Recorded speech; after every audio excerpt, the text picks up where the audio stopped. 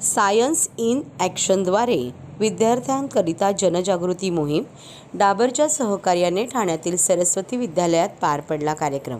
ठाणे शहरातील घोडबंदर येथील सरस्वती विद्यालय हायस्कूल आणि ज्युनियर कॉलेज ऑफ सायन्सच्या 250हून अधिक मुलांसाठी आयोजित केलेल्या विशेष सत्राद्वारे सायन्स इन ॲक्शन या मोहिमेला हिरवा झेंडा दाखवण्यात आला आहे।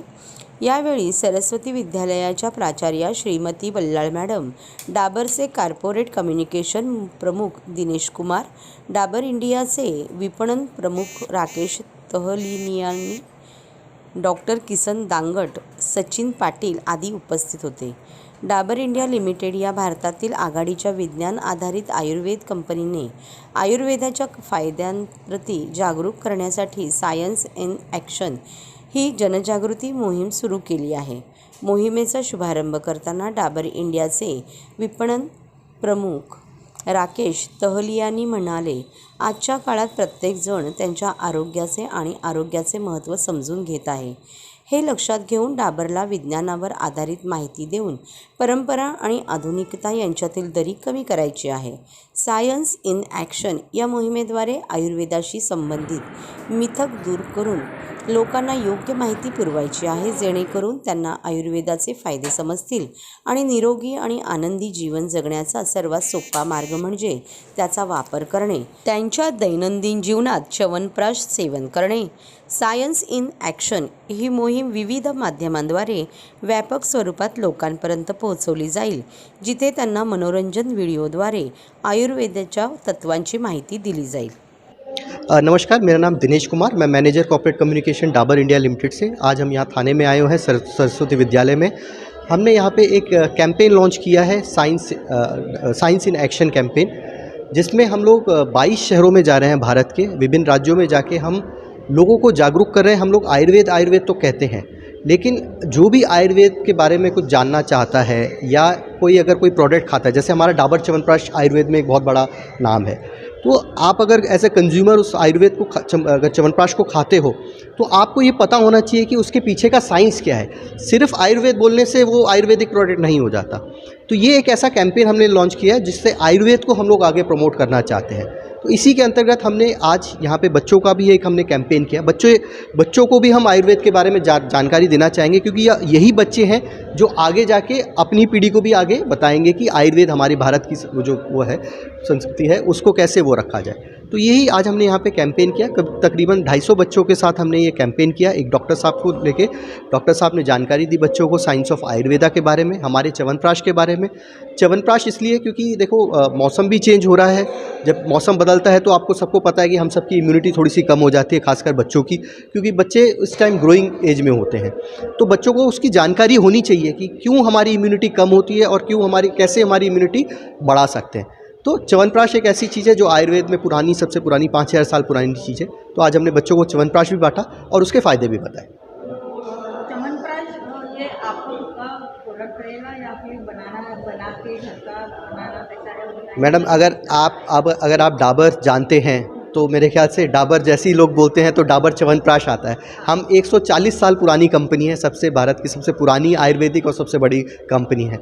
तो हमें जाना ही च्यवनप्राश के लिए जाया जाता है। लेकिन मैं यहाँ पे एक चीज़ और बताना चाहता हूँ कि देखिए, च्यवनप्राश का जो उत्पाद है, उसको ढूंढा गया था, वो हमारे द्वारा नहीं गया है, वो महर्षि चरक द्वारा किया गया था। हम उसी परंपरा को आगे बढ़ा के च्यवनप्राश को पैक करके हम लोग आगे लोगों को, कंज्यूमर को पहुँचाते हैं। अभी स्कूल में जो आप कैंपेन कर रहे हैं, तो ऐसा ही कैंपेन अलग-अलग स्कूलों में भी आप जी कैसा रहेगा? जी, जैसे मैंने कहा कि ये हमारा एक कैंपेन है, इसका नाम हमने साइंस ऑफ आयुर्वेदा करा है, जिसके अंतर्गत हम लोग भारत के 22 शहरों में जा रहे हैं। हमने जैसे महाराष्ट्र की बात करेंगे तो हमने नागपुर कवर किया है, मुंबई कवर किया है, पुणे कवर किया है, नासिक कवर किया है, औरंगाबाद कवर किया है। तो ऐसे हमने विभिन्न जगहों में, महाराष्ट्र में भी कवर किया है। इन टोटल हम लोग 22 शहरों में जा रहे हैं और तकरीबन 10 से 15 हज़ार बच्चों को और लोगों को हम लोग कवर कर रहे हैं।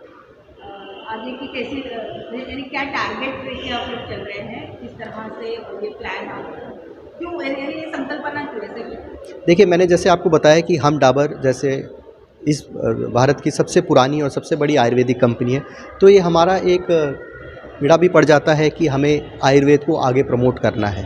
तो वो उसी के अंतर्गत हम लोग इस कैंपेन को बढ़ा रहे हैं।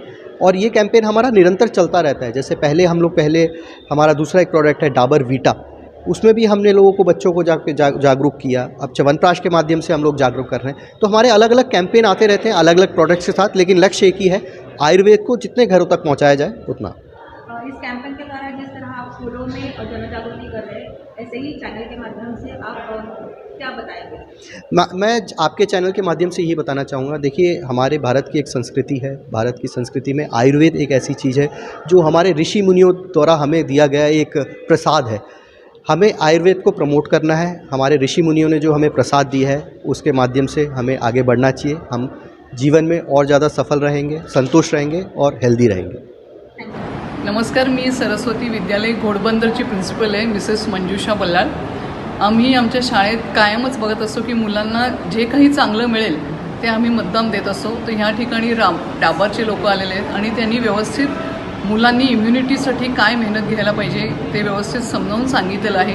त्याप्रमाणे डाबरच्या बाटल्या पण दिलेल्या आहेत आणि आताचं धकाधकीचं एवढं जीवन आहे की आपल्याला खरंच आपल्याकडे बघायला वेळ नसतो। मुलांची सकाळची शाळा असते, त्यांनी उठून तयार होऊन शाळेत यायचं तर स्वतःच्या शरीराकडे बघायचं, पण हे समजण्याची खूप गरज आहे। त्यासाठी त्यांनी लवकर उठणं गरजेचं आहे आणि जर त्यांची तब्येत चांगली असेल तरच ते पुढचं काही आपल्या आयुष्यात काही करू शकतील। आणि म्हणूनच आम्ही स्पोर्ट्स डे हा पण अगदी प्रामुख्याने शाळेत घेत असतो की जेणेकरून मुलांनी प्रत्येक स्पोर्टमध्ये काहीतरी भाग घेतला पाहिजे आणि जेणेकरून त्यांची तब्येत चांगली राहिली। जर तब्येत चांगली राहिली तरच ते पुढे काही आपल्या आयुष्यात करू शकतील आणि एक चांगला भारतीय नागरिक आपण तयार करण्याचा नक्कीच आमचा शाळेचा प्रयत्न राहील। धन्यवाद।